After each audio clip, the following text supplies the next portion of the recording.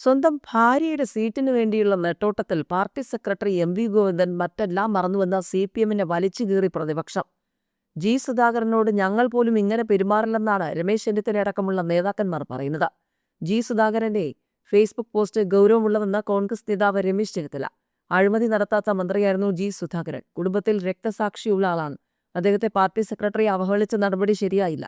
ഞങ്ങൾ മുഖാമുഖം രാഷ്ട്രീയമായി എതിർക്കുന്നവരാണ്. പക്ഷെ ഞങ്ങളാരും സുധാകരനോട് ഇങ്ങനെ പെരുമാറില്ല.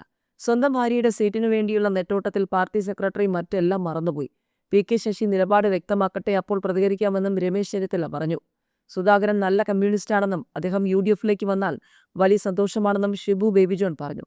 ക്ഷണിക്കാനുള്ള മണ്ടത്തരം കാണിക്കുന്നില്ല. അദ്ദേഹം എങ്ങനെ പ്രതികരിക്കുമെന്ന് അറിയില്ലെന്നും ഷിബു ബേബി ജോൺ വ്യക്തമാക്കി. ശബരിമല കേസ് തേച്ചുമായ്ച്ചു കളയാൻ ശ്രമിക്കുന്നു. തന്ത്രിയെ കുടുക്കാൻ ശ്രമിച്ചു.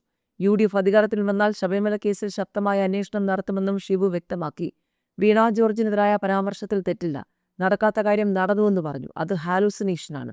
അത് പരിശോധിക്കണമെന്നാണ് താൻ പറഞ്ഞതെന്നും അദ്ദേഹം വ്യക്തമാക്കി. ആർ.എസ്.പിയിൽ ഇപ്പോൾ പ്രശ്നമില്ല. ആർ.എസ്.പി ഒറ്റക്കെട്ടാണ്. 2 ദിവസം കൊണ്ട് ഉഭയകക്ഷി ചർച്ചകൾ അവസാനിക്കുമെന്നും ഷിബു വ്യക്തമാക്കി. തളിപ്പറമ്പ് നിയോജക മണ്ഡലത്തിൽ സി.പി.എം സ്ഥാനാർത്ഥിയായി നിശ്ചയിച്ച പി.കെ. ശ്യാമളയ്ക്കെതിരായ വിവാദങ്ങൾ സി.പി.എം സംസ്ഥാന സമിതിയിൽ വിശദീകരിച്ച് സംസ്ഥാന സെക്രട്ടറി എം.വി. ഗോവിന്ദൻ. പി.കെ. ശ്യാമളയ്ക്കെതിരെ ഉയർന്ന വിമർശനങ്ങളും വിവാദങ്ങളും അനാവശ്യമെന്ന് പറഞ്ഞ എം.വി. ഗോവിന്ദൻ ഭാര്യാപദം ഇപ്പോൾ പൊട്ടിമുളച്ചത് എങ്ങനെയെന്ന് ചോദിച്ചു. എം.വി. ഗോവിന്ദന്റെ ഭാര്യയും ആന്തൂർ നഗരസഭാ മുൻ ചെയർപേഴ്സണുമായ പി.കെ. ശ്യാമളയെയാണ് തളിപ്പറമ്പിൽ സി.പി.എം സ്ഥാനാർത്ഥിയായി നിശ്ചയിച്ചത്. ഇതിനെതിരെ സൈബറിടത്ത സി.പി.എം അനുകൂലികൾ വിമർശനം ഉന്നയിച്ചിരുന്നു. സംസ്ഥാന സെക്രട്ടേറിയറ്റ് അംഗീകരിച്ച സ്ഥാനാർത്ഥി പാനൽ സംസ്ഥാന സമിതിയിൽ അവതരിപ്പിച്ച് ഓരോ മണ്ഡലത്തിലെയും കാര്യങ്ങൾ സെക്രട്ടറി വിശദീകരിച്ചു. ഇതിനിടയിലാണ് പി.കെ. ശ്യാമളയ്ക്കെതിരെ സോഷ്യൽ മീഡിയയിൽ നടക്കുന്ന പ്രചാരണം ചില അംഗങ്ങൾ പാർട്ടി സെക്രട്ടറിയുടെ ശ്രദ്ധയിൽപ്പെടുത്തിയത്.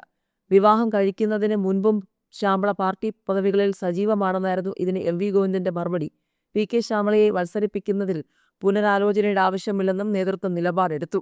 തളിപ്പറമ്പ് മണ്ഡലത്തിൽ പി.കെ. ശ്യാമളയെ സ്ഥാനാർത്ഥിയാക്കാനുള്ള തീരുമാനം മാറ്റില്ലെന്ന് നേരത്തെ സി.പി.എം സംസ്ഥാന സെക്രട്ടേറിയറ്റും വ്യക്തമാക്കിയിരുന്നു. ശ്യാമളയുടെ സ്ഥാനാർത്ഥിത്വത്തിനെതിരെ ഉയർന്ന പ്രാദേശിക എതിർപ്പുകൾ വകവെക്കേണ്ടതില്ലെന്നാണ് പാർട്ടി നിലപാട്. സംസ്ഥാന സെക്രട്ടറി എന്ന പരിഗണനയിലാണ് ശ്യാമളയ്ക്ക് സീറ്റ് നൽകിയത് എന്നാണ് സോഷ്യൽ മീഡിയയിലെ ആക്ഷേപം. സമൂഹ മാധ്യമങ്ങളിലൂടെയാണ് പാർട്ടി അനുകൂലികൾ വിയോജിപ്പ് പരസ്യമായി പ്രകടിപ്പിക്കുന്നത്.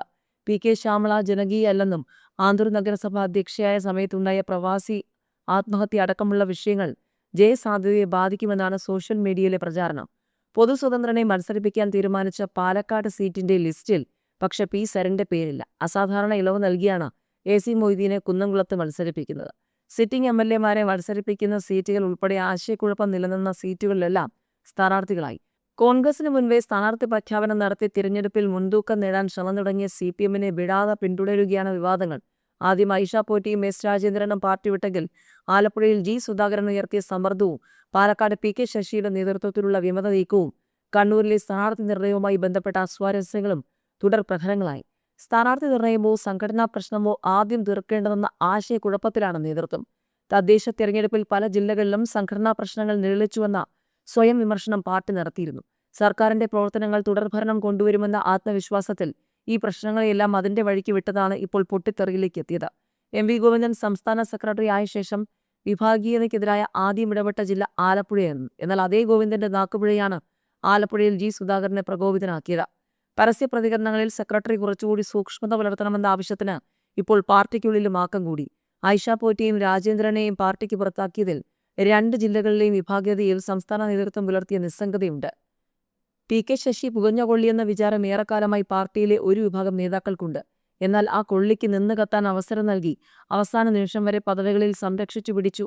അച്ചടക്ക ലംഘനം കണ്ടെത്തിയപ്പോൾ പാലക്കാട് ജില്ലാ നേതൃത്വത്തെ തൃപ്തിപ്പെടുത്താൻ ബ്രാഞ്ചിലേക്ക് തരം താഴ്ത്തിയതല്ലാതെ കെ.ടി.ഡി.സി ചെയർമാൻ പദവി തിരിച്ചെടുത്തില്ല.